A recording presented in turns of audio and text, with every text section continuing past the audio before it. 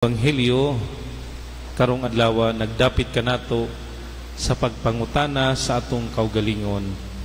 Unsa man ang gusto natong isulti kang Hesus, kung sultihan usab kita niya upangutan-on unsa ang gusto nimo nga buhaton ko kanimo. Unsa man ang imong tubag. Ang buta nga makililimos mitubag, Ginoo, palihog tuguti ako nga makakita. Ang makililimos sa physical buta apan sa spiritual dili. Nakita niya sa iyang kinabuhi ang iyang panginahanglan kang Hesus. Iyang nakita sa iyang kinabuhi ang iyang panginahanglan kang Hesus. Iyang nakita diha kang Hesus ang iyang bugtong manluluwas, ang iyang bugtong paglaom sa iyang kinabuhi. Sa iyang pagsinggit, Hesus, kaliwat ni David, kaluyin taon ako.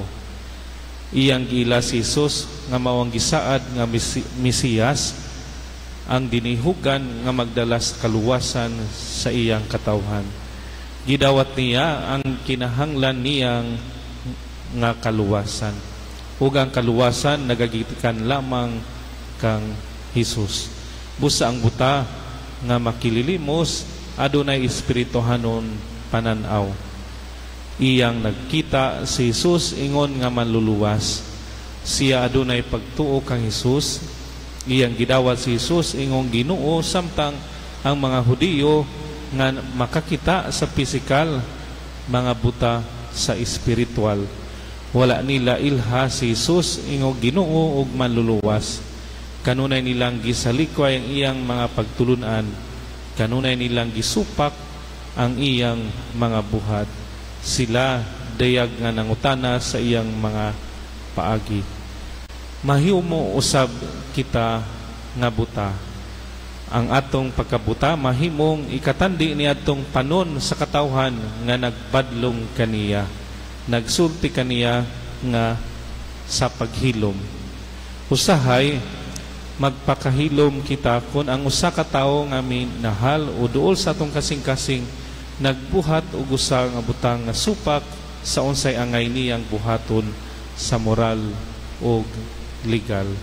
Kita buta kung kita musulay sa pagpahilom o pagdaot sa usa ka tawo nga mahimong mas epektibo, mas madawat o mas kasaligan kay kanato. Kung dili nato makita ang kaayo sa ubang mga tao, apan kanunay nga makamatikod sa ilang mga sayop, nan kita usab espirituhanon nga mga buta. Kung wala pa kita matandog sa mga nangayo sa atong pasaylo, nan buta usab kita sa espirituhanon. Ang buta nga makililimos wala lamang makadawat sa iyang pananaw, nahimo siyang disipulo ni Hesus. Iyang nakaplagan si Hesus ug sa katapusan misunod kaniya. Karon kun si Hesus mangutana usab kanato unsa ang gusto natong ninyong buhaton ko kaninyo, tubaga siya sa pagtangtang ug pag-ayo sa atong espirituhanong pagkabuta. Amen.